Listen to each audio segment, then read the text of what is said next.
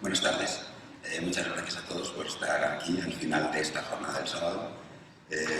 Después de la inauguración ayer del festival y con el encuentro entre Antonio Muñoz Moreno y Jesús Marchamalo, hoy hemos tenido una jornada literaria y cuentista muy bonita en el festival, empezando con el curso del profesor Manuel Quedan esta mañana, siguiendo por la mesa de editores, de dos grandes editores, terminando esta tarde con el encuentro que hemos tenido de los escritores y escritoras, que ha sido maravilloso, y no podía terminar este sábado haciendo presente al cuento en la voz de Vanessa.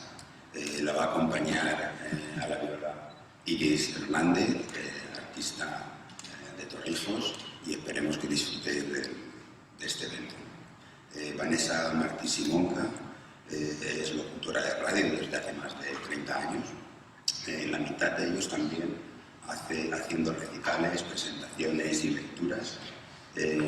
Para ella contar historias es una necesidad y una pasión, al igual que el arte y la literatura, que también me encantan. El recital de cuentos de hoy no es un recital al uso. Yo que algo sé, creo que promete sorpresas y asombros. Cuando quieras, Vanessa. Gracias.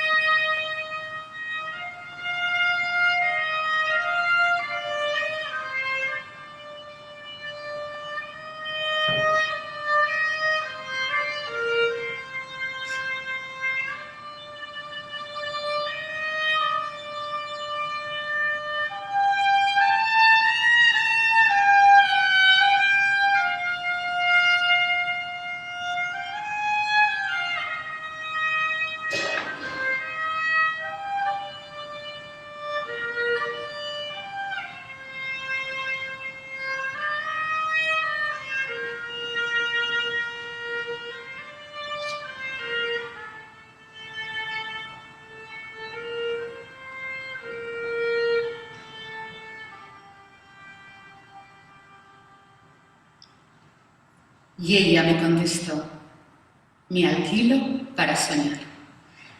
En realidad era su único oficio. Había sido la tercera de los 11 hijos de un próspero tendero del antiguo Caldas, y desde que aprendió a hablar, instauró en la casa la buena costumbre de contar los sueños en ayunas, que es la hora en que se conservan más puras sus virtudes premonitorias. A los 7 años soñó que uno de sus hermanos era arrastrado por un torrente. La madre, por pura superstición religiosa, le prohibió al niño lo que más le gustaba, que era bañarse en la quebrada, pero Frau Frida tenía ya un sistema propio de vaticinios. Lo que ese sueño significa, dijo, no es que se vaya a ahogar, sino que no debe comer dulces. La sola interpretación parecía una infamia, cuando era para un niño de 5 años que no podía vivir sin sus golosinas dominicales. La madre, ya convencida de las virtudes adivinatorias de la hija, hizo respetar la advertencia con mano dura. Pero al primer descuido suyo, el niño se atragantó con una canica de caramelo que se estaba comiendo a escondidas, y no fue posible salvarlo. Frau Frida no había pensado que aquella facultad pudiera ser un oficio, hasta que la vida la agarró por el cuello en los crueles inviernos de Viena. Entonces tocó para pedir empleo en la primera casa que le gustó para vivir, y cuando le preguntaron qué sabía hacer, ella solo dijo la verdad: sueño. Le bastó con una breve explicación a la dueña de la casa para ser aceptada, con un sueldo apenas suficiente para los gastos menudos, pero con un buen cuarto y las 3 comidas, sobre todo el desayuno, que era el momento en que la familia se sentaba a conocer el destino inmediato de cada uno de sus miembros. Lo hizo bien y por mucho tiempo, sobre todo en los años de la guerra, cuando la realidad fue más siniestra que las pesadillas. Solo ella podía decidir a la hora del desayuno lo que cada quien debía hacer aquel día y cómo debía hacerlo, hasta que sus pronósticos terminaron por ser la única autoridad en la casa. Su dominio sobre la familia fue absoluto, aunque el suspiro más tenue era por orden suya.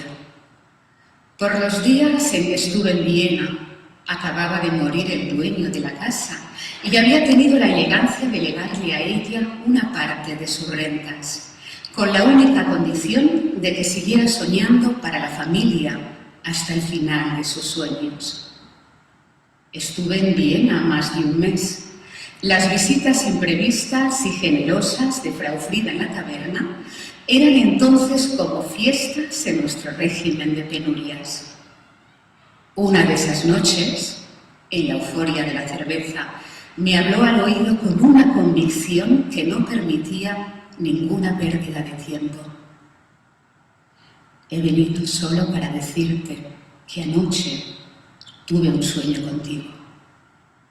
Me dijo: debes irte enseguida y no volver a Viena en los próximos 5 años. Su convicción era tan real que esa misma noche me embarcó en el último tren para Roma. Yo, por mi parte, quedé tan sugestionado que desde entonces me he considerado sobreviviente de un desastre que nunca conocí. Todavía no he vuelto a Viena.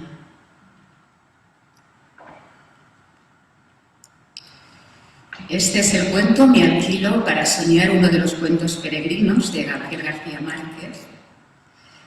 Bueno, y yo hoy os diré que me alquilo para contaros cuentos. Me costó decidir cuál sería el primer cuento que contaría y dije: es que esto suena muy bonito.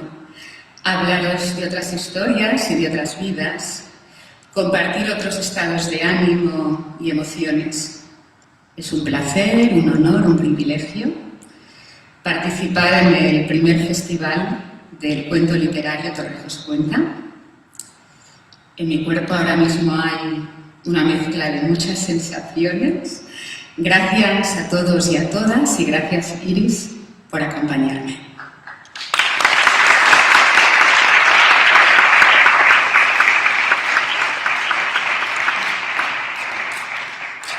A ver qué tal va, que hay muchos cuentos por aquí. Gabo decía: siempre he creído que toda versión de un cuento es mejor que la anterior. ¿Cómo saber entonces cuál debe ser la última? Es un secreto del oficio que no obedece a las leyes de la inteligencia, sino a la magia de los instintos. ¿Cómo sabe la cocinera cuándo está la sopa? De todos modos, por las dudas, no volveré a leerlos, como nunca he vuelto a leer ninguno de mis libros por temor a arrepentirme. El que los lea sabrá qué hacer con ellos. Por fortuna, para estos 12 cuentos peregrinos, terminar en el cesto de los papeles debe ser como el alivio de volver a casa. A una casa solitaria o una casa, digamos, peculiar, rara. Así se inicia el cuento Simulacros de Julio Cortázar. Somos una familia rara. En este país donde las cosas se hacen por obligación o fanfarronería, nos gustan las ocupaciones libres, las tareas porque sí, los simulacros que no sirven para nada. Tenemos un defecto, Nos falta originalidad. Casi todo lo que decidimos hacer está inspirado, digamos francamente copiado, de modelos célebres. Si alguna novedad aportamos es siempre inevitable. Los anacronismos o las sorpresas, los escándalos. Mi tío el mayor dice que somos como las copias en papel carbónico, idénticas al original, salvo que otro color, otro papel, otra finalidad. Mi hermana, la tercera, se compara con el ruiseñor mecánico de Andersen. Su romanticismo llega a la náusea. Somos muchos y vivimos en la calle Humboldt. Hacemos cosas, pero contarlo es difícil porque nos falta lo más importante, la ansiedad y la expectativa de estar haciendo las cosas. Las sorpresas tanto más importantes que los resultados. Los fracasos en que toda la familia cae al suelo como un castillo de naipes y durante días enteros no se oyen más que deploraciones y carcajadas. Contar lo que hacemos es apenas una manera de rellenar los huecos inevitables, porque a veces estamos pobres, o presos, o enfermos, o a veces se muere alguno, o me duele mencionarlo, alguno traiciona, renuncia o entra en la dirección impositiva. Pero no hay que decir de esto que nos va mal o que somos melancólicos. Vivimos en el barrio de Pacífico y hacemos cosas cada vez que podemos. Somos muchos que tienen ideas y ganas de llevarlas a la práctica. Por ejemplo, el patíbulo. Hasta hoy nadie se ha puesto de acuerdo sobre el origen de la idea. Mi hermana, la quinta, afirma que fue uno de mis primos carnales, que son muy filósofos, pero mi tío mayor sostiene que se le ocurrió a él después de leer una novela de capa y espada. En el fondo, nos importa poco. Lo único que vale es hacer cosas, y por eso las cuento casi sin ganas. Nada más que para no sentir la lluvia de esta tarde vacía. Cortázar también nos decía: ¿qué quieres? El amor pide calle, pide viento, no sabe vivir en soledad. Sobre todo, y aunque parezca paradójico, Cortázar se consideraba poeta. La lenta máquina del desamor. La lenta máquina del desamor. Los engranajes del reflujo, los cuerpos que abandonan las almohadas, las sábanas, los besos. Y de pie ante el espejo, interrogándose cada uno a sí mismo, ya no mirándose entre ellos, ya no desnudos para el otro, ya no te amo, mi amor.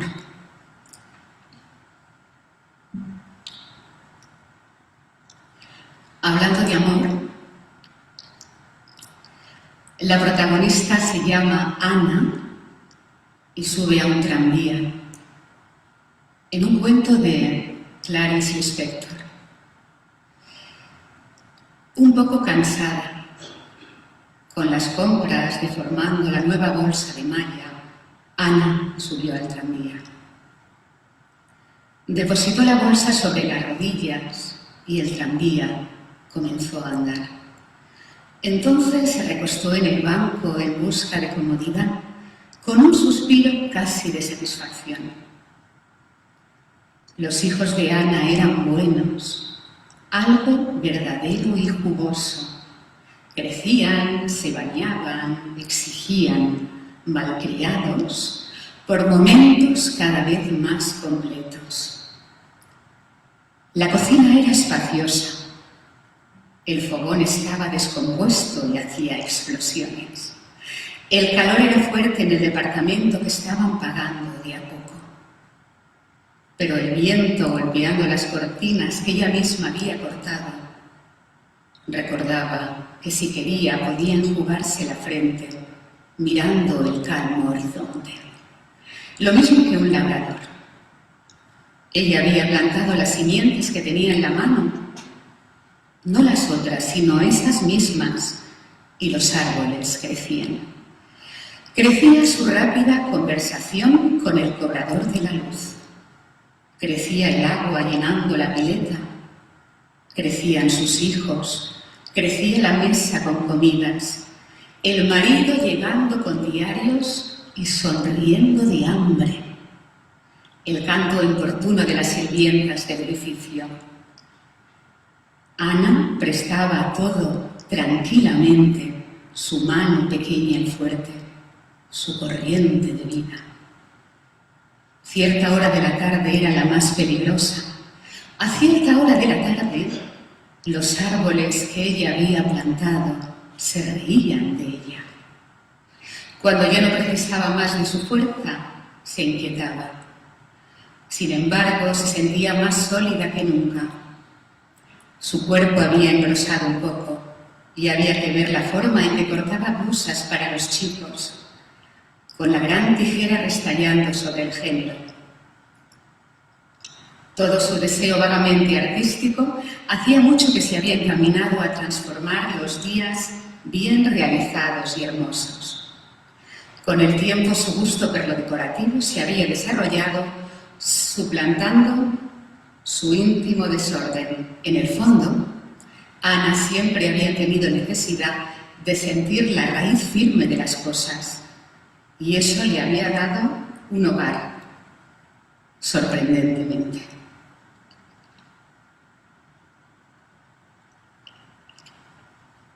Me disculparéis que beba agua, que aquí hay que leer mucho. Clarice decía: escribir es como respirar. Lo hago para sobrevivir. Lo que tenía que decir está en mis libros. Y fue tan difícil escribirlos. Su vida, escribir, tampoco fue fácil para ella. Ana María Matute es mi maga particular. Con ella me voy a otros mundos. La palabra es lo más bello que se ha creado. Es lo más importante de todo lo que tenemos los seres humanos. La palabra es lo que nos salva. La literatura es el sentido mágico de la vida. Página 10 de Algunos muchachos.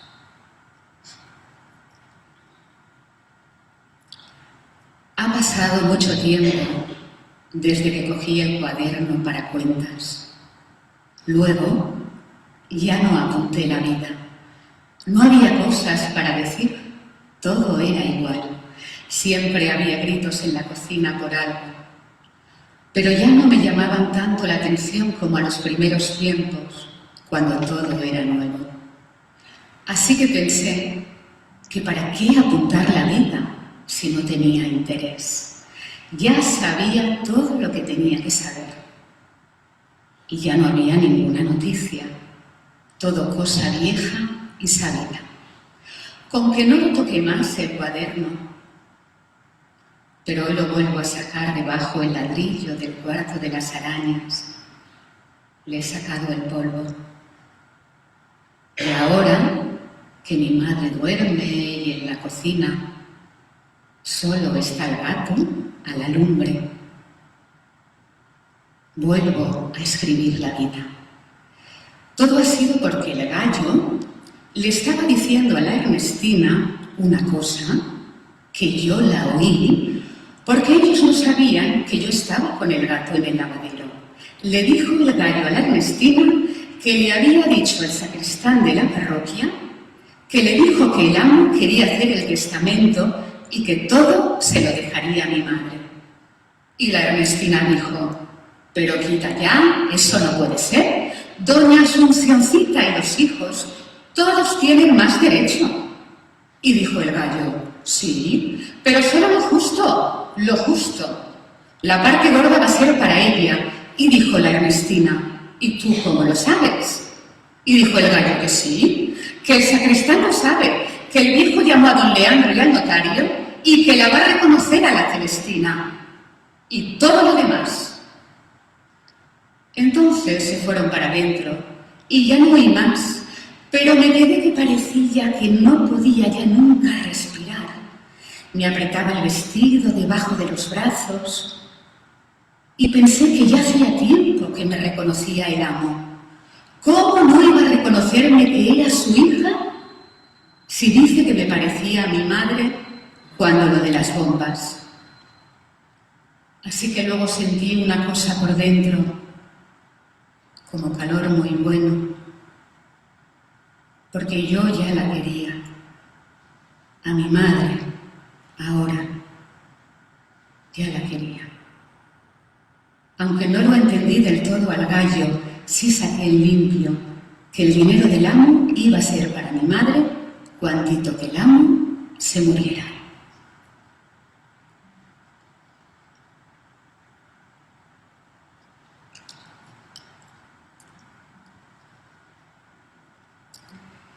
Y esta frase o aforismo, pensamiento de Ana María Matute, casi que me la podría tatuar. Quien no inventa, no vive. Él inventa, descubre, crea. En nada del otro mundo, Antonio Muñoz Molina, que estuvo ayer con nosotros, y le dije precisamente que iba a leer un fragmento de este cuento y estaba de acuerdo, dijo que sí. Yo le dije que era bastante desolador, pero en la desolación también está la belleza. Claro que sí. Extraños en la noche. Habría dado cualquier cosa por no encontrar la foto en el periódico, en la sección de sucesos. Aquella cara redonda y vulgar que no parecía que pudiera pertenecer al recuerdo de nadie, y a la que nadie, ni siquiera el que la había tenido frente a sí una sola noche en su vida, podía darle un nombre. Y cuando pasó la página apresuradamente y miró otros titulares y alzó los ojos para observar a la gente que desayunaba en torno suyo, comprendió que ya era demasiado tarde y que él sí había seguido recordándola, aunque nunca hubiera sabido su nombre, a pesar de los meses y de su voluntad de olvidar, y que aquella cara que deseaba no haber visto jamás volvía a mirarlo igual que la primera y última noche. Apuró el café con leche que se le había quedado tibio y llamó al camarero con un gesto de autoridad laboriosamente forjado y perfectamente inútil, porque el camarero ni reparó en él. Habría dado cualquier cosa por no abrir esa mañana el periódico, pero ya era demasiado tarde, como siempre en su vida. Aquella cara le traía consigo el vaticinio de la mala suerte, la negra, decía él cuando se desesperaba. La ingrata sensación de que sería vano todo lo que hiciera, de que aquello de lo que venía escapando desde que tuvo uso de razón, lo perseguía de nuevo y volvía a encontrarlo aunque se hubiera escondido en las populosas calles y en las cafeterías de Madrid. Uno cree que está a salvo, se descuida y de pronto todo se deshace entre los dedos. Mira una foto y un titular en un periódico y le vuelven el miedo y el remordimiento de siempre. Y los camareros de los bares le pierden el respeto y no hacen caso a su llamada. Para no rendirse del todo, dejó unas monedas junto a la taza de café y se levantó temiendo que sospecharan que intentaba irse sin pagar. Pero ¿quién se atrevería a desconfiar de él, con su traje gris claro, su cartera negra donde guardaba los catálogos y los talonarios perdidos. Hay que imponerse, pensaba. Quien tiene cara de víctima será sacrificado. Añadió una considerable propina a la cantidad exacta que había dejado para pagar el desayuno y estuvo a punto de fingir que olvidaba el periódico sobre la mesa. Lo recogió en el último instante como si eliminara la prueba del delito. ¿Pero quién iba a acusarlo? ¿De qué? También él ignoraba el hombre del nombre de la foto, porque ella se había negado a decírselo, y si se lo hubiera dicho, posiblemente lo habría olvidado, igual que se olvidan la mayor parte de las caras y de los nombres. Ahora, sin embargo, lo recordaba todo, y no le hacía falta abrir de nuevo el periódico para ver la cara que iluminara una noche de varios meses atrás las luces del Hotel de Madrid, donde pasó unas pocas horas con ella, sin desearla, sin saber su nombre, sabiendo únicamente que nunca más volverían a encontrarse. Extraños en la noche, dijo él, mientras la miraba y no sabía qué decirle, sentado junto a ella en la cama, oyéndola respirar.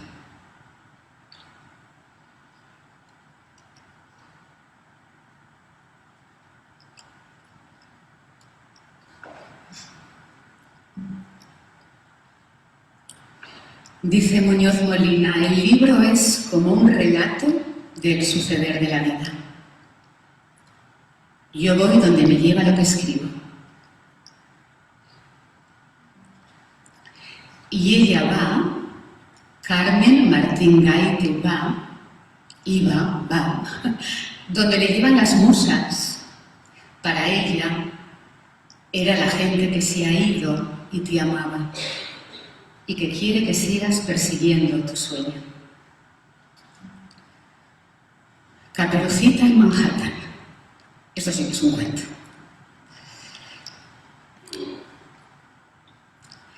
Sara había aprendido a leer ella sola cuando era muy pequeña y le parecía lo más divertido del mundo.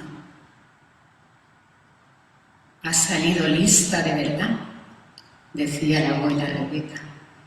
Yo no conozco a ninguna niña que haya hablado tan clarito como ella, antes de romper a andar. Debe ser un caso único. Sí, es lista, contestaba la señora Allen, pero hace unas preguntas muy raras. Vamos, que no son normales para una niña de 3 años. Por ejemplo, ¿qué? ¿Qué es morirse? Ya ve usted. ¿Y qué es la libertad? ¿Y qué es casarse? Una vecina mía dice que a lo mejor habría que llevarla al psiquiatra. La abuela se reía. Déjate de psiquiatras y de tonterías por el estilo. A los niños lo que hay que hacer es contestarle a lo que te preguntan. Y si no les quieres decir la verdad, porque a lo mejor no sabes tú misma lo que es la verdad, pues les cuentas un cuento que parezca verdad. Mándamela aquí, que yo en eso de lo que es casarse y lo que es la libertad, la puedo espabilar mucho. Válgame Dios, ¿cuándo hablará usted en serio, madre? No sé a qué edad va a sentar la cabeza. Yo nunca. Sentar la cabeza debe ser aburridísimo. Por cierto, a ver si me mandas a Sara algún domingo o la vamos a buscar nosotros, que Aurelio la quiere conocer. Aurelio era un señor que por entonces vivía con la abuela, pero Sara nunca lo llegó a ver. Sabía que tenía una tienda de libros y juguetes antiguos cerca de la catedral de San Juan el Divino, y a veces le mandaba algún regalo por medio de la señora Allen. Por ejemplo, un libro con la historia de Robinson Crusoe al alcance de los niños, otro con la de Alicia en el País de las Maravillas y otro con la de Caperucita Roja. Fueron los 3 primeros libros que tuvo Sara aún antes de leer bien. pero traían unos dibujos tan detallados, tan precisos, que permitían conocer perfectamente a los personajes e imaginar los paisajes donde iban ocurriendo sus distintas aventuras. Aunque no tan distintas, porque la aventura principal era la que fueran por el mundo ellos solos, sin una madre ni un padre que los llevara cogidos de la mano, haciéndoles advertencias y prohibiéndoles cosas, por el agua, por el aire, por un bosque, pero ellos solos, libres. Y naturalmente podían hablar con los animales. Eso a Sara le parecía lógico, y que Alicia cambiara de tamaño, porque a ella en sueños también le pasaba, y que el señor Robinson viviera en una isla, como la Estatua de la Libertad. Todo tenía que ver con la libertad. Sara, antes de saber leer bien, a aquellos cuentos les añadía cosas y les inventaba finales diferentes. La viñeta que más le gustaba era la que representaba el encuentro de Caperucita Roja con el lobo en un claro del bosque. Cogía toda una página y no podía dejarla de mirar. En aquel dibujo, el lobo tenía una cara tan buena, tan de estar pidiendo cariño, que Caperucita, claro, le contestaba fiándose de él, con una sonrisa encantadora. Sara también se fiaba de él. No le daba ningún miedo. Era imposible que un animal tan simpático se pudiera comer a nadie.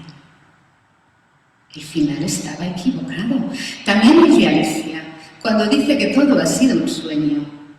¿Para qué lo tiene que decir?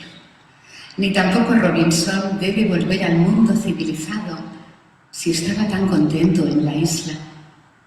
Lo que menos le gustaba a Sara eran los finales.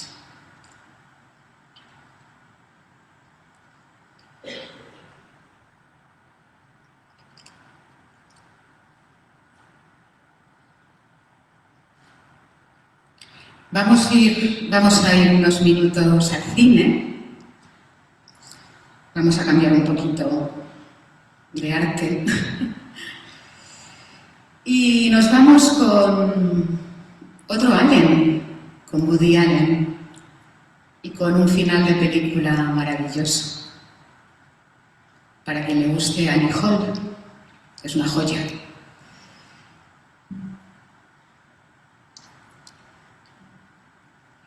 No obstante, volví a verla. Volví a ver a Annie. Fue en la parte alta del oeste de Manhattan. Había vuelto a Nueva York. Vivía en el Soho con un chico y cuando la vi, lo estaba arrastrando a ver el documental La pena y la piedad. Así que lo tomé como un triunfo personal. Annie y yo almorzamos juntos poco después y hablamos de los viejos tiempos. Después se nos hizo tarde. Los dos teníamos que irnos, pero fue magnífico volver a ver a Annie. Me di cuenta de lo maravillosa que era y lo divertido que era tratarla, y recordé aquel viejo chiste. Aquel del tipo que va al psiquiatra y le dice: «Doctor, mi hermano está loco, cree que es una gallina». El doctor contesta: «¿Lo ha internado?». Y el tipo le dice: «Lo haría, pero necesito los huevos». Pues eso es más o menos lo que pienso sobre las relaciones humanas. Son totalmente irracionales y locas y absurdas, pero supongo que continuamos manteniéndolas porque la mayoría necesitamos los huevos.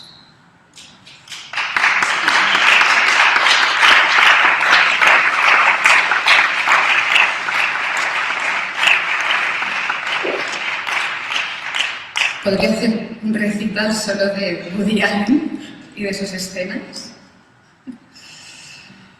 Bueno.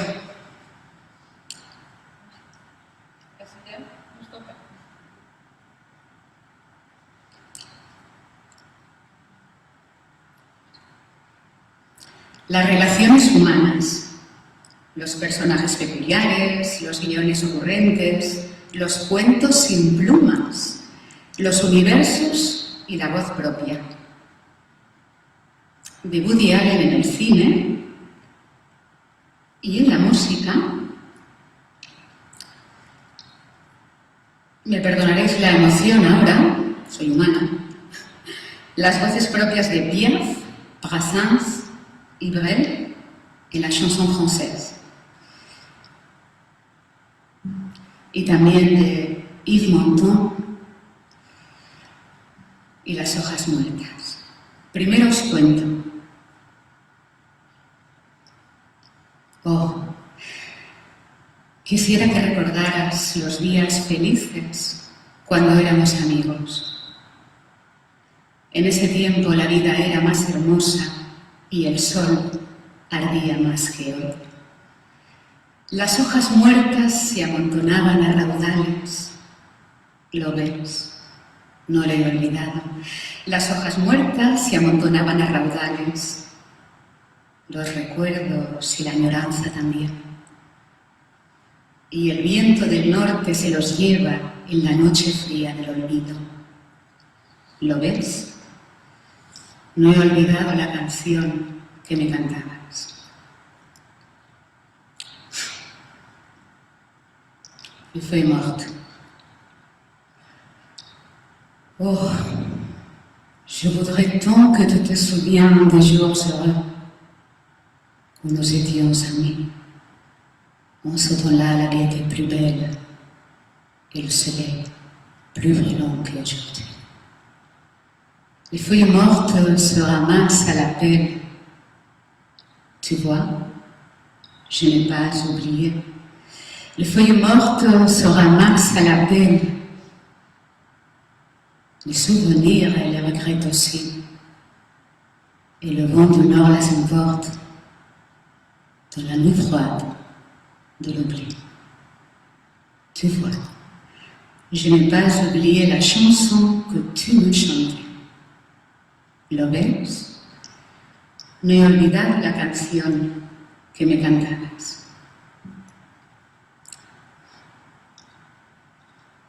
C'est une chanson qui nous ressemble. Toi, tu m'aimais et je t'aimais. Nous vivions tous les deux ensemble. Toi, tu m'aimais, moi qui t'aimais. Mais la vie sépare ceux qui s'aiment tout doucement, sans faire de bruit. Et la mer efface sur le sable les pas des amants.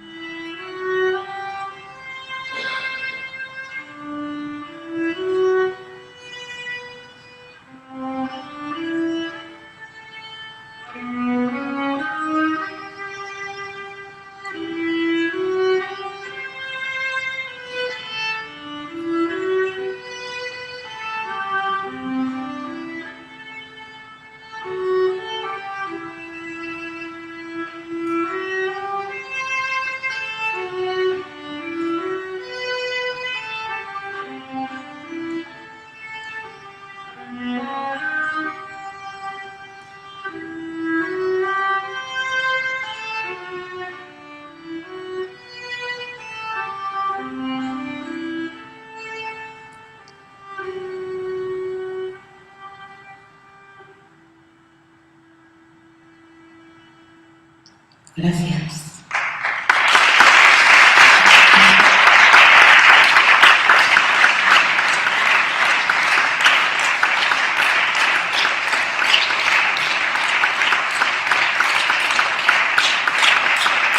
Gracias.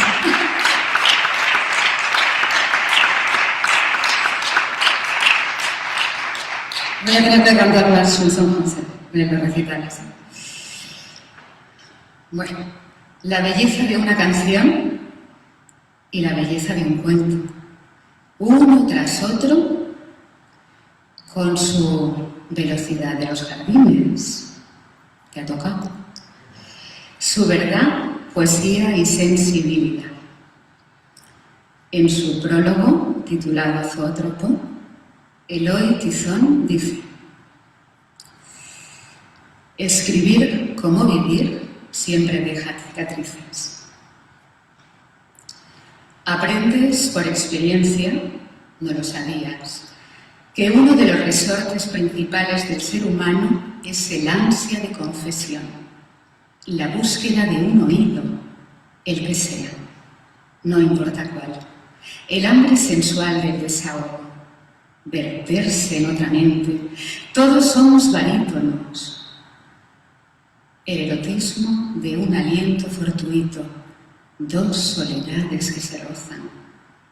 El mar ruge en el tímpano. Escribir es entrecomillar la vida.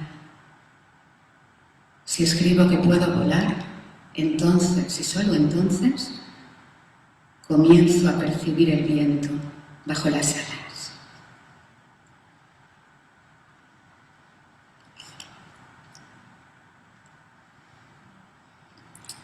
Vamos ahora a técnicas de iluminación, a un cuento que empieza con unos versos que se titula El cielo en casa y que empieza así: cuando conmigo estás, en mi casa ya no hay paredes, hay árboles, árboles eternos. No hay mucho más que contar. Una verja entornada, algunos macizos de hortensias, unas 4 sillas dispersas por los senderos, de hierro. O eso creo.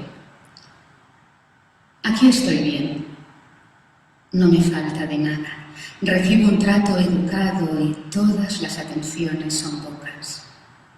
Las monjas me cuidan, son solícitas conmigo y ejercen alrededor de mí una vigilancia discreta. La versión oficial es que me encuentro ingresada siguiendo una cura de reposo para reponerme de una crisis nerviosa. No sé. Los médicos me han dado permiso para salir cuando me apetezca, pero les he respondido que no. Gracias. ¡Qué barbaridad! Aún no estoy preparada para enfrentarme yo sola al mundo exterior. El mundo exterior, ese lugar con aristas afiladas, violadores en las esquinas y miradas de escarnio que se precipitan encima de una desde arriba y arden de un modo rápido y seco, como un golpe de calor. Ya he tenido suficiente de esa cosa. Gracias. Ahora busco algo que represente para mí lo que en otro tiempo significó la pintura al óleo. No tengo estudios de arte, tan solo un cursillo por correspondencia y muchas tardes de sábado de quedarme en mi cuarto de la residencia. Mis compañeras salían a pasear con sus novios primaverales, mientras yo contemplaba embobada láminas de flores y aprendía sola la técnica por imitación. Mi favorito era un pintor italiano que alargaba de forma exagerada el cuello de sus modelos. En este momento no recuerdo su apellido, tantas pesadillas me aturden. Luego se te queda el cerebro granulado. Pronto descubrí que había árboles en mi muñeca, y playas y casas y gente. Gracias a eso pude dormir más o menos tranquila.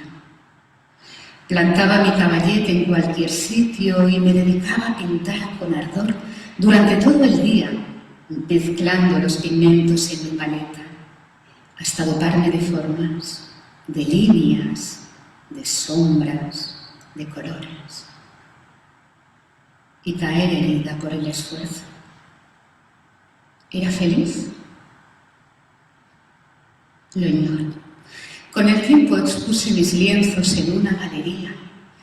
Vendí 2 o 3, circulito rojo, y la tarde de la inauguración me presentaron a la dueña, que era bastante mayor que yo y toda una dama, y pelaba una naranja. Pero espera, que ahora viene lo mejor. La galería era un club de blancura, una especie de iglesia para devotos del arte que acudían allí para bautizarse y recibir la comunión. Amén. Ella estaba en una esquina, en todo su esplendor, con su naranja medio pelada. Casi ni me atreví a mirarla. Era gloriosa. Toda ella estaba hecha de curvas. Yo, por el contrario, soy plana, y destellos de lentejuelas, enfundada en un vestido ceñido que parecía terciopelo, pero que por supuesto no era terciopelo, sino otra cosa. Recordaba a un anuncio, a 2 anuncios, a una pausa publicitaria completa, tan perfecta, tan bien rematada, que daba la impresión de haber sido retocada digitalmente. Era una de esas mujeres que al caminar hacen mucha revolución con el pelo. Cuando entran en una habitación, la luz de la habitación cambia, algo se altera en el ambiente, los gatos se excitan, los jarrones se arrojan solos por el suelo y se hacen trizas. Me quedé tan intimidada por su arrolladora presencia física que solo pude balbucear unas cuantas palabras idiotas. Elisenda Donantes, dije, para servirla a usted.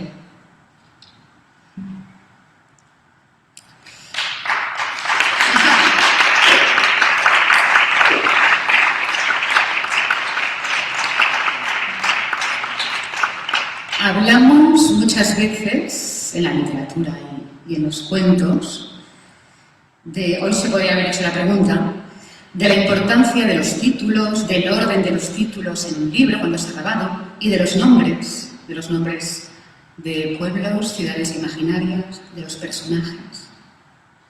Ella es Elisenda Donantes y ella se llamaba Ofelia. En Pessoa, Gafas y Pajarita, de Jesús Marchamar. También sabía que yo iba a leer un fragmento de este cuento. Se enamoraron loca, perdidamente. Él le dejaba pequeños regalos en el cajón del escritorio. Muñequitos hechos con clips o con alambre, pulseras, mueblecitos, a veces de casa de muñecas, sillas y aparadores, mesas. Contaba Ofelia cómo una tarde, sin luz en la oficina, solo los dos, el Ibis lo llamaba, fue a buscar un quinqué de petróleo que dejó encima de la mesa y entonces, sin previo aviso, se abalanzó sobre ella, la tomó por el talle, en un frufru de telas y puntillas y recitando Hamlet, la besó con pasión. El bigote haciéndole cosquillas, como solo se besa en las películas. Fueron novios. Quedaban en la calle, cerca de la librería inglesa, y paseaban modosos con el aire en la cara, húmedo de la lluvia. A veces él transformado en el ingeniero Álvaro de Campos, insufrible y molesto. El resto fue un amor epistolar. Cartas, billetes, notas que cruzaban casi a diario, a escondidas, con la complicidad de Osorio, el ordenanza, quien se las entregaba en secreto, discreto en la oficina. Cartas ñoñas, decenas, ingenuas y pueriles, vagamente ridículas. Todas las cartas de amor lo son, escribió, en las que se mandaban besos, besiritos, besiños. Le decía amorcito, muñequita, mi bebé pequeñín, bebeciño, avispita. Un amor infantil, etéreo y trasnochado, dulce como el azúcar glass y melindroso. Acabaron rompiendo. Aunque siempre se guardaron cariño, se felicitaban por sus respectivos cumpleaños, que celebraban con un día de diferencia, y se llamaban a veces por teléfono. En su carta de despedida escribió: quedémonos uno delante del otro, como dos conocidos de la infancia que se amaron un poco siendo niños.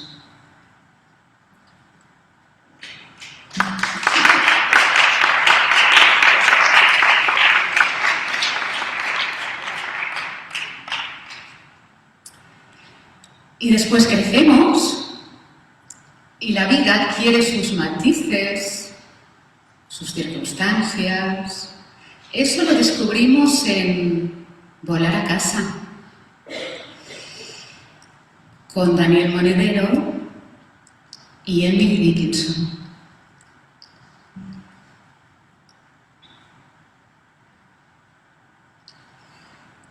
Papá y yo nos vemos cada mucho tiempo y no cruzamos demasiadas palabras. No estamos enfadados por nada en particular, pero entre nosotros hay grandes extensiones de silencio. Hace años vivíamos los dos solos en casa y ya era así. A nuestra manera hacíamos esfuerzos por comunicarnos, pero nos cansamos de fracasar una y otra vez. Hablábamos y nuestras frases se quedaban heladas en el aire. Nuestra convivencia era una escultura de hielo. Antes de irme de casa recuerdo que pensé: papá está triste incluso cuando está contento. Yo sabía la razón. Todo el mundo la sabía. Mamá desapareció cuando yo tenía 10 años y no volvió a aparecer nunca en ningún lugar. Y papá tenía su desaparición en la cara todo el día. Mamá había desaparecido, pero estaba en la cara de papá. Ahí uno podía encontrarla siempre. Mamá era traductora y profesora de literatura, y recuerdo su pelo oscurísimo y corto, y unas gafas doradas y pequeñas, delicadísimas, y detrás de ella estantes con libros de poetas inglesas y norteamericanas que tenían rostros que parecían hechos para llevar en un camafeo, que cuellos más largos y lánguidos. Pensaba yo entonces. La voz de mamá era suave, pero con bordes metálicos que cortaban y confundían, como una emisora que no se terminaba de sintonizar bien. Antes de irse, hablaba desde un lugar lejano, donde la risa sonaba más hueca y como llena de hojas secas. Tengo un recuerdo que vuelve una y otra vez. Mamá leyendo en alto un verso de Anne Sexton que decía: todo en mí es un pájaro. Y papá intentando comprender el manual de instrucciones de un cortacésped que acababa de comprar y que nunca llegó a usar. Cuando mamá desapareció, ya no cuidó el jardín. Yo pensaba: si un día salgo por la mañana y el jardín está arreglado, la vida estará arreglada. Pero eso no sucedió nunca. Mamá me decía, escucha esto. Y me leía un poema de Emily Dickinson sentada al borde de mi cama. Eran poemas repletos de cosas pequeñas y brillantes, llenas de misterio. Ella había traducido alguno de esos poemas y también de otras escritoras como H.B., Anne Carson, Sharon Olds o Elizabeth Barrett Browning. Cuando desapareció, papá y yo nos quedamos sin traductora.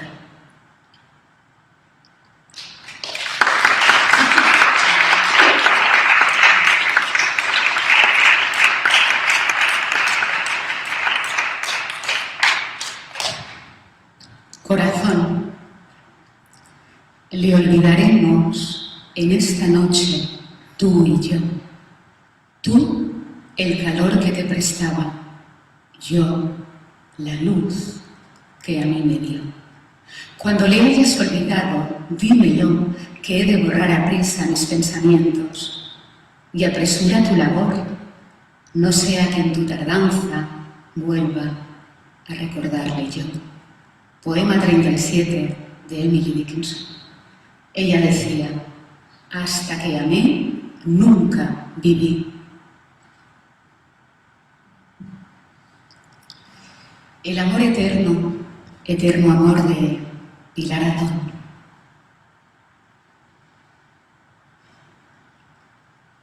La noche en que llegó el nuevo preceptor Evans, nos pusimos los vestidos limpios para bajar a cenar. Hubo quien se dejó la capucha puesta, quien decidió no salir a recibirle a la puerta y quien se quedó esperando en la sala de música. Yo me cubrí el pelo con un pañuelo. ¿Es usted un descanso en nuestra monotonía?, le dijo la madre Sandra nada más verle. La madre era una mujer distinguida. Lo había sido siempre y estaba al tanto de que su manera de desplazarse, erguida y resuelta, cuando decidía hacerlo así, podía resultar avasalladora para los demás, para quien fuera que iba a verla.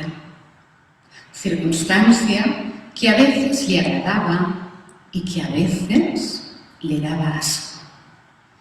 Tenía un porte aristocrático y un aspecto elegante cuando decidía lavarse bien y vestirse con ropa convencional. Y no por razón de origen ni por herencia, ni porque descendiera de antepasados ilustres que le hubieran traspasado ningún título, sino por educación. Por la gracia de su actitud y esencialmente por su manera de volver la cabeza y deslizar los dedos por las hojas de los libros y las telas de los cuadros. Siempre fue consciente de ello, desde la infancia, sin nudos en la larga melena desenredada con cepillos de madera y cerdas de jabalí, 100 veces al día, como en los cuentos. La creación, la naturaleza, el arte. Esas eran sus palabras, como las mías eran desplazarse y cambiar. Avanzó de esa manera hacia el recién llegado. Le tendió la mano derecha y se presentó como la madre de la casa.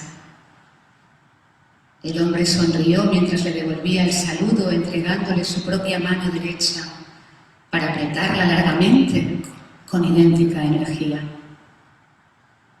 No me adule, querida señora. Si tengo que deshacerme de usted, lo haré. Ahí estaba Evans, entre nosotras, alto y sonriente, con la cara rectangular y una mata de pelo revuelto cayéndole sobre la frente.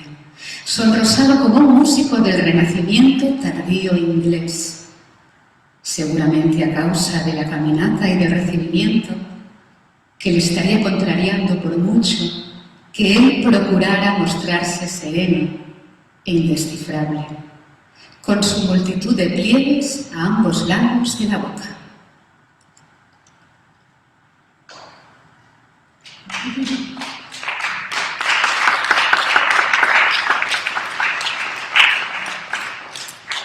Él procuraba mostrarse sereno, y ahora hablamos de una ella.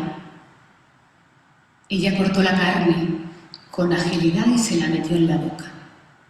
Así empieza el cuento Miotragus de Elvira Navarra. Ella cortó la carne con agilidad, se la metió en la boca. Antes había torcido el gesto, como si ya hubiera decidido que algo en el aspecto del asado era susceptible de la mayor de las dudas. Él no le dio importancia. Al fin y al cabo, esa mujer llevaba todo el fin de semana arrugando la nariz. Aquella mañana, mientras esperaba en la Gran Vía de Colón a que el semáforo se pusiera en verde, ella deslizó la mano por el bolsillo de él. La saludaron unos conocidos y hundió aún más la mano en el abrigo, apretando el puño. Quizás quería que él la protegiera de esa gente. Un matrimonio de funcionarios que la miraban con recelo y una vecina que le hizo una vaga señal cómplice. Se las ingenió para abarcar el puño en tensión. Sintió ternura ante el inesperado miedo. Se acordó de su hija cuando tenía pocos años y algo, un perro, un niño, la aterrorizaba. Alzaba a la niña en brazos y la consolaba sin lograr que los pequeños puños pegados a su espalda se abrieran. Aparte de su hija, nunca había visto a nadie que guardara el temor en las manos. Se ilusionó con que ella compartiese algunos rasgos de carácter con su niña. La ilusión le duró poco. Cuando sus conocidos se despidieron, ella sacó la mano del bolsillo. Solo había querido mostrarles a esos conocidos que tenía un ligue, y su puño cerrado se debía a que no deseaba en realidad darle la mano.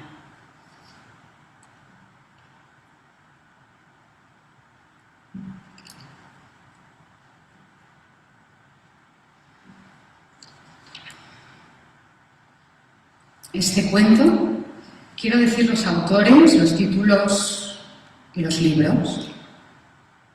Está dentro de La isla de los conejos de Elvira Navarro. Y ahora nos vamos a Lo llamaré frontera, de María José Beltrán, que lleva emocionada un rato. Bueno,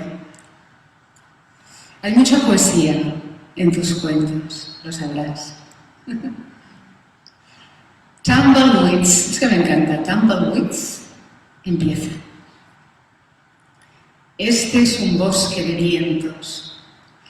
Me obliga a pensar en Ara. Trae a mi memoria la época en que viví con él, cuando éramos muy jóvenes. Que cómo llegué aquí, me preguntan. Siluetas indefinidas lo quieren saber. Contesto que lo desconozco. Es lo mejor. Me consideran de otro hemisferio, una rareza. Es verdad que no soy de esta comarca, ni de ninguna distinta o semejante, pero pertenezco al bosque tanto como cualquier ardilla autóctona.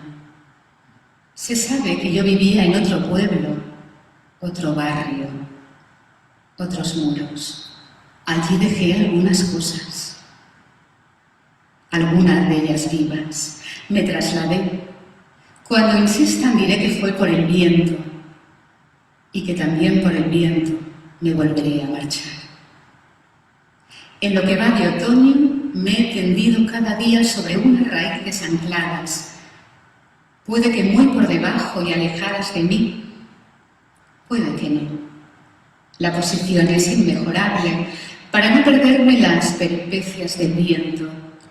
Transformo, adhiero, repaso lo antiguo, mi vida con Alan y lo contrario. Ahora está a punto de amanecer.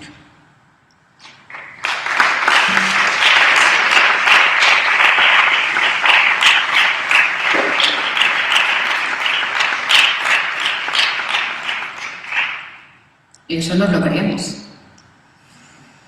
Seguimos hablando del otoño, con Luz de Otoño, de Rafael Cabanillas, que es de muy cerquita de por aquí, ¿no? De Torrijos.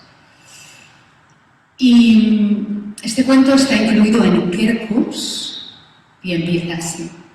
El otoño es una especie de primavera invertida, una primavera en extinción que nunca quiere marcharse. Aunque sea la luz del alba y del crepúsculo, con el silencio que los acompaña, los que delaten su queja callada, su mutismo de pájaros, su desahucio de alas. Otoño de luz que pare otros colores rojos, castaños, granates. Cuando la clorofila de las venas se apaga y el verde se tiñe de sangre. Rojas granadas que revientan de púrpura y sangre, con los quejigos soñando en amarillo y los rebollos en caducas hojas anaranjadas.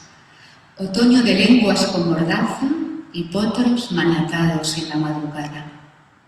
Probablemente, cuando leas estas palabras, el otoño estará ya ofreciendo su peor cara. La de vestíbulo del invierno, con sus días cortos que se escapan entre los dedos, como se escapa el agua, oscuros y cerrados, sin postigos ni ventanas. Días de espera hacia otra primavera, ilusiones de espuma, anhelos de niebla, humo de esperanza, en los que no se espera ya nada. Tan solo que el reloj devore las horas con la persistencia que el viento y las olas golpean las rocas. Y la lluvia tintinea en los cristales de nuestras vidas y nuestras almas. Pero antes de que llegue el bajonazo traicionero de temperaturas, esa cuchillada fría de hoja de guadaña, habremos vivido los días más claros y resplandecientes del año. La belleza de la luz de esos días otoñales es única e incomparable. Me refiero a esa luz que encadena e hilvana los estertores del verano con el nacimiento del otoño. Tan solo unos días, en ocasiones unas horas, la hermosura de lo efímero. Bello equinoccio de otoño que igualas las noches a los días, como se iguala el amor y el odio, la muerte y la vida.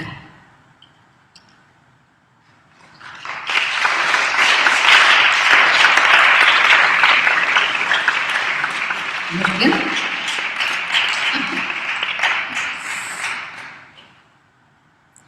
Ahora voy a tener una referencia, un detalle con dos colegas, dos amigos de Tarragona que son escritores. Nosotros tenemos un grupo de poetas, nos llamamos, y quedamos para hablar de literatura, de la vida y a veces hasta de temas más superficiales, de todo en general. Pájaros de niebla de Jaume Palau, La gran ola. Encima de nuestras planchas pulsamos el latir de la playa. Vemos a la gente corriendo, a los padres con sus hijos haciendo volar cometas que, como sueños, cuelgan de un hilo de la etérea realidad que los sustenta. Al joven del Atlas, que aún no se ha desprendido de la inocencia de la infancia, dar de comer a las gaviotas que siempre le rodean. Por la noche contemplamos los amores furtivos de los hombres y vemos también amanecer el nuevo día abriéndose al mundo como una flor espléndida llena de belleza y de esperanza. Nosotros somos seres silenciosos, con nuestra piel dañada por la sal y por el sol, con nuestras pestañas pegadas por el salitre, con nuestros ojos agotados por la constante vigilia. He conocido hombres duros que parecían tener en el lugar del corazón una cuña de roble.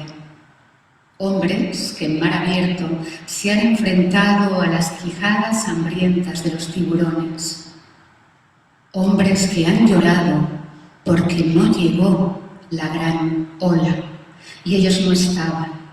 Y he hecho mías sus lágrimas y su dolor y he callado como hemos callado todos, pues aún no están inventadas las palabras que pueden procurar auténtico consuelo.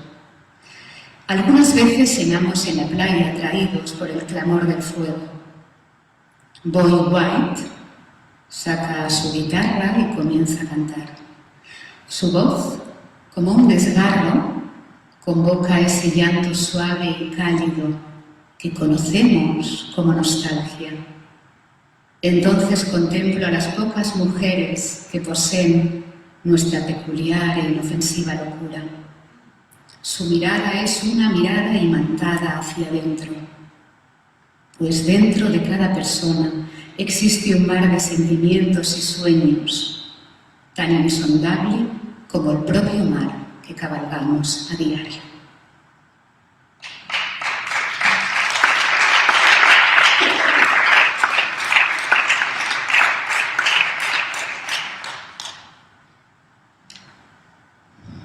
Luisa González también es amiga personal y me cedió un relato y he escogido un fragmento. Nos vamos ahora de viaje a Wamba.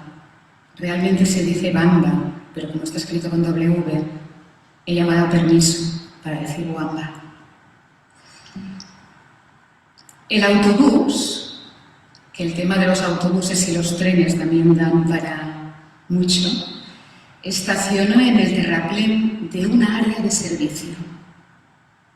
El conductor autorizó a los viajeros a bajarse 15 minutos. Pensé en ir al servicio y comprar un bocadillo, pero Soledad me lo impidió. Posó una mano en mi rodilla para que no me moviera de mi asiento y con la otra extrajo del cesto una tripa de salchichón y una barra de pan. Con esto nos apañamos de sobra, murmuró satisfecha y mostró una fiambrera con huevos cocidos y pelados y una sarta de chorizos. Nuestra hermosa anarquía se había impuesto en el autobús con voces propias, olores propios, costumbres propias. Y ahí me vi, una eminencia como yo, en medio de un caos casero, comiendo en ruta con un paño de cocina sobre los muslos, bebiendo a morro de una botella de vino rellenada 1000 veces. Cuando acabamos de almorzar, Soledad recogió los bártulos y se roció con un spray de plástico que anegó el ambiente. Esto también es economía. Agitó el frasco con fruición. La mezcla de 2 colonias baratas hacen el efecto de un perfume caro. Eso debería explicárselo usted a sus alumnos. No quise ensombrecer la alegría de su cara cuando me guiñó un ojo como colofón a su absurda teoría. Desvié la mirada hacia la ventanilla. Contra todo pronóstico había comenzado a llover, tal y como había afirmado Soledad unas horas antes. Vuelvo a Wamba, porque allí tengo una casa que es mía. Se me está cayendo a pedazos, pero es mía y la voy a arreglar, poquito a poco, y luego ya veré. Entonces pensé que para Soledad la voluntad podía más que las circunstancias, o acaso era al revés, poco importaba. Ella era la protagonista del mayor espectáculo del mundo, en el que para colmo me había hecho participar como un actor principiante que ha perdido su papel y su apuntador. A estas alturas ya no me importaba apenas nada.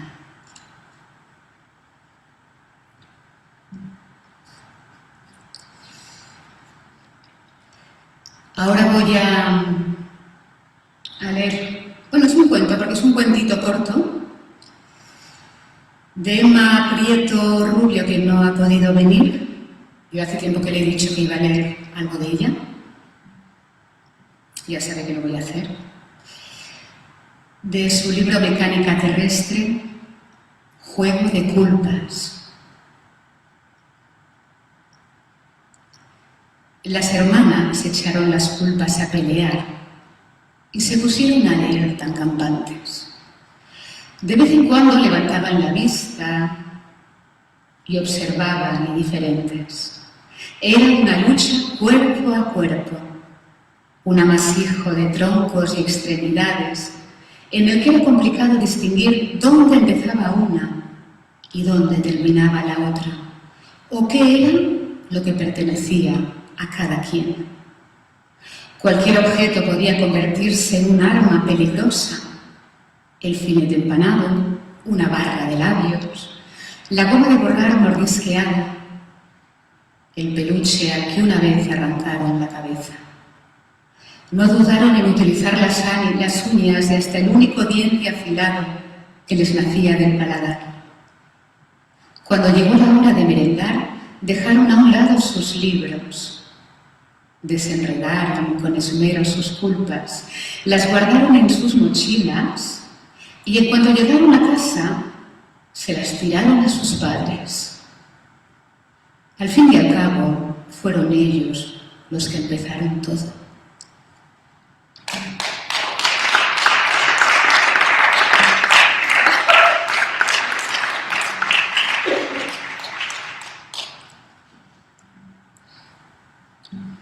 Bueno, quedan unos poquitos textos.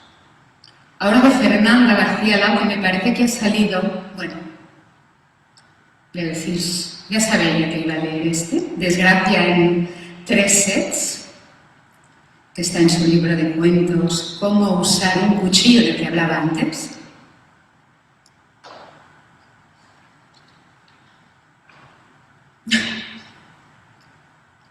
Hablábamos de armas peligrosas en la boca, en la palabra, una auténtica revolución.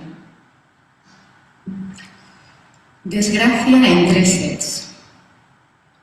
Saque. Frida y yo exasperamos a la familia. Los gritos y los insultos son materia común en casa. Mi madre es una tenista que tira su revés con potencia.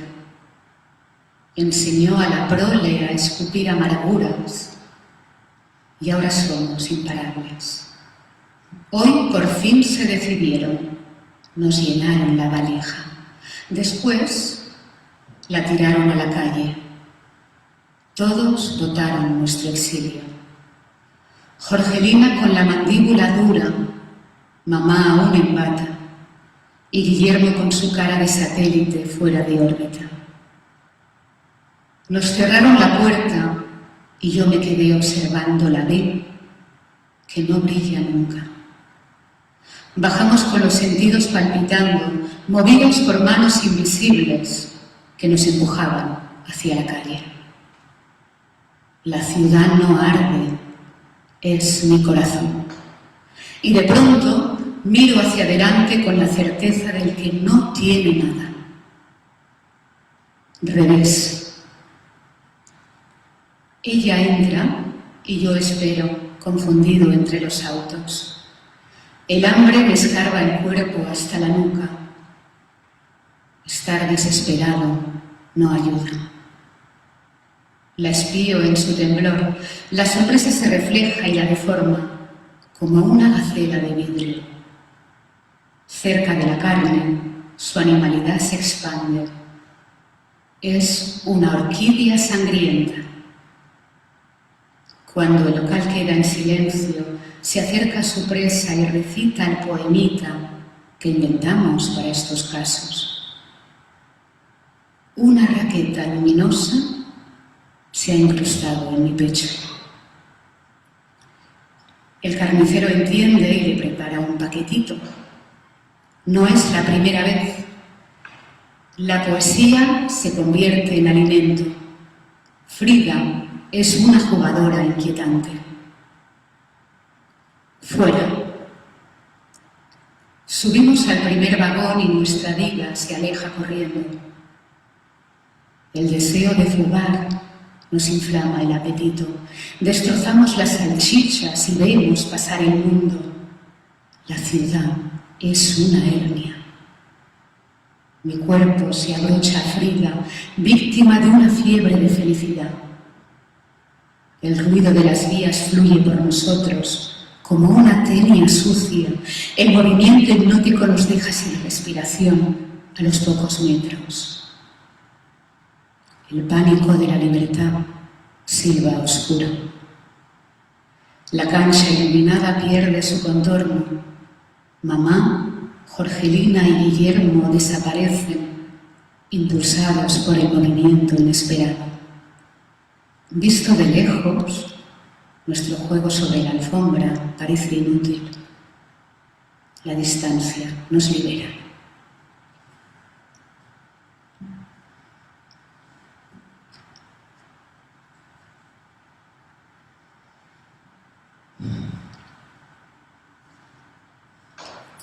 Y estando juntos, a veces hacemos unas cosas y hay veces que deseamos hacer otras más que hacerlas. En las cosas que no hacemos, en hacerse el muerto de Andrés Neumann.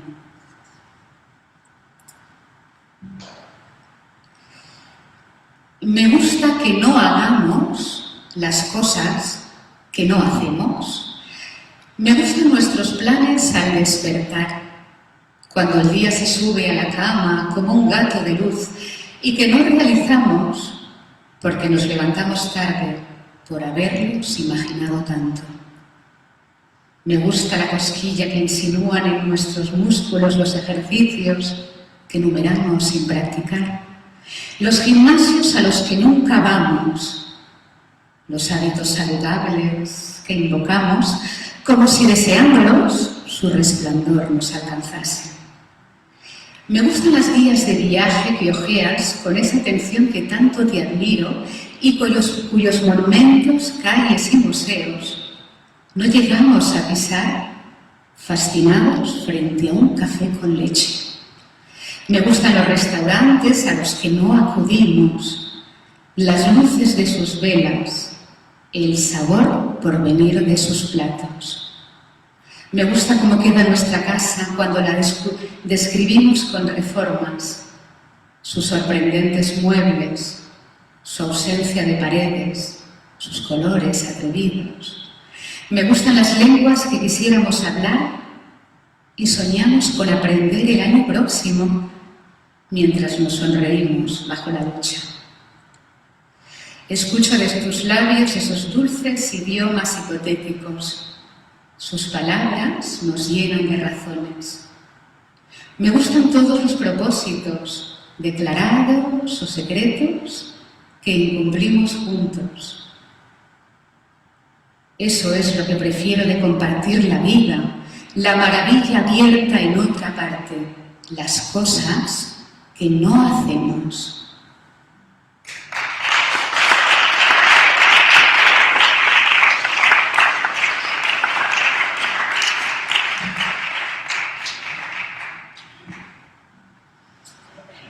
En este recital, bueno, cuando me propusieron hacerlo, que luego en los agradecimientos contaré unas cuantas cosas, cuesta, aunque sea 1 hora y media, cuesta escoger y el orden y todo. Y hay debilidades y hay pasiones. Y dices, que no se me note mucho, pero se nota. La maravilla abierta, para mí, personalmente, está en Rayuela, por ejemplo. Lo he guardado casi para el final, porque este fragmento tiene muchísima belleza. El beso, el olor, el tono de una risa o de una súplica, los tiempos y las precipitaciones. Nada coincide siendo igual. Todo nace de nuevo siendo inmortal. El amor juega a inventarse. Huye de sí mismo para volver en su espiral sobrecogedora. Los senos cantan de otro modo. La boca besa más profundamente o como de lejos. Y en un momento donde antes había como cólera y angustia, es ahora el juego puro, el retozo increíble o al revés.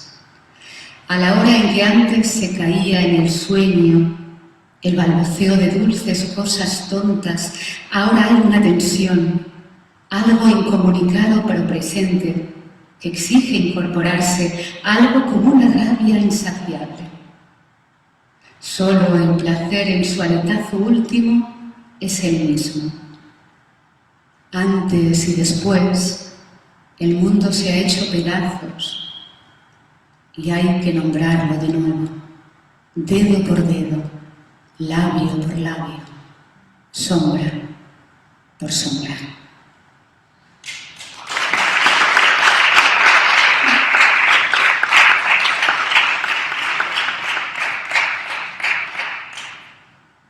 Nos vamos acercando al final. Quería, precisamente, como os contaba antes, quería hablar del tema de la belleza en la vida, en el arte, en un paisaje, en cualquier lugar. La belleza nos salva siempre, igual que el arte. Yo siempre he buscado la belleza, en la vida, en el arte, en mis recitales, en las nubes, en los versos, en las palabras. La belleza en 3 frases de un cuento donde convive con el asombro. En una margarita tranquila, con forma de mujer, tan hermosa que uno no sabe por dónde empezar a quererla. En el estribillo de una canción, donde duerme mi pueblo blanco, bajo un cielo que a fuerza de no ver nunca el mar, se olvidó de llorar. En una bolsa que vuela, que baila lenta, tan etérea, tan perdida, os sonará. Su fragilidad también es hermosa. En unas manos que dibujan flores en el aire, que cogen manzanas imaginarias, en un cuerpo que vive, que respira, que siente. Preparando este recital, ha habido momentos en los que, ¿cómo diría? Me he roto así un poco. Han venido muchas emociones juntas. Cuando lees en voz alta, no te das cuenta. Y te viene, creo yo, mucha más verdad, sensibilidad, emoción. Y me he puesto a reír y llorar a la vez. Lágrimas y carcajadas, eso tampoco es tan raro en mí. Y yo he pensado que podía escribir sobre esto. Es el precio de la belleza, buscar la belleza es lo que tiene. Pero yo quiero sentir y vivir así. Haceros llegar en este recital estos textos maravillosos así. Han sido unos meses magníficos, la búsqueda, los descubrimientos, el aprendizaje, la felicidad. Y compartirlo con todos, todas vosotros, vosotras, ha sido un placer enorme.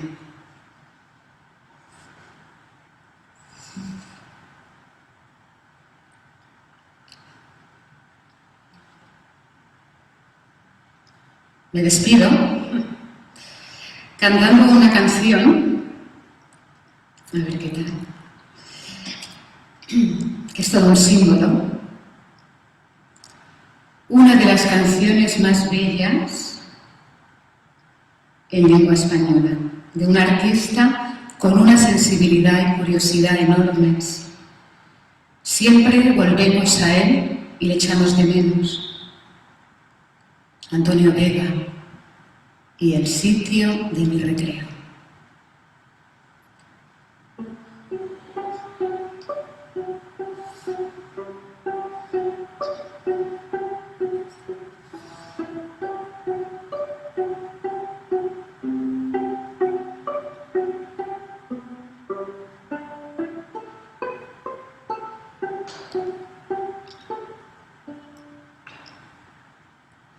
donde nos llevó la imaginación, donde con los ojos cerrados se divisan infinitos campos, donde se creó la primera luz, germinó la semilla del cielo azul.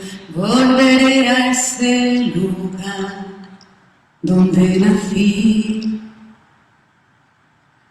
De sol, espiga y deseo son sus manos en mi pelo, de nieve, huracán y abismos, el sitio de mi recreo. Viento que en su murmullo parece hablar, mueve el mundo con gracia, le ves bailar, y con él el escenario de mi hogar. Mar bandeja de plata, mar infernal, es un temperamento natural, poco nada cuesta ser uno más. De sol, espiga y deseo son sus manos en mi pelo, de nieve, huracán y abismos, el sitio de mi recreo. Silencio, brisa y cordura dan aliento a mi locura. Hay nieve, hay fuego, hay deseo, ahí donde me recreo, donde nos llevó la imaginación.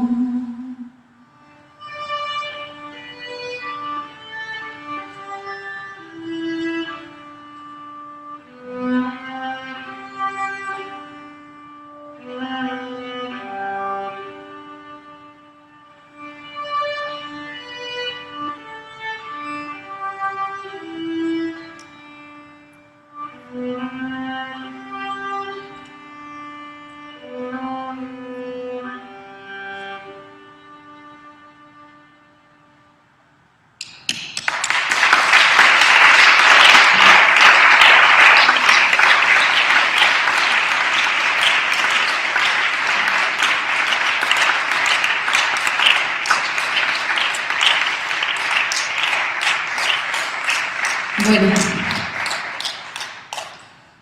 espero que os haya gustado y me he sentido muy a gusto. Gracias a todos y a todas por venir al recital y al primer festival del cuento literario, Torrijos Cuenta, organizado con mucha dedicación e ilusión. Gracias a Jesús Cogolludo por su amabilidad y su entusiasmo. También a Fernando de Miguel, que te veo ahí lejos. Y al alcalde Anastasio Arevalillo por esta oportunidad única y hermosa. Y gracias a Eloy Tizón por su invitación, por creer en mí, por estar siempre y por su generosidad. Bueno, os voy a contar, no es un cuento, es real. A ver si puedo. Hoy mi hermana, mi única hermana Olivia, y mi cuñado Arnau se han casado en Altafulla, Tarragona, con la presencia de mis sobrinos, a ver si acabo de decirlo, Valentín y Julieta. A ellos les dedico este recital y les deseo mucha salud y felicidad.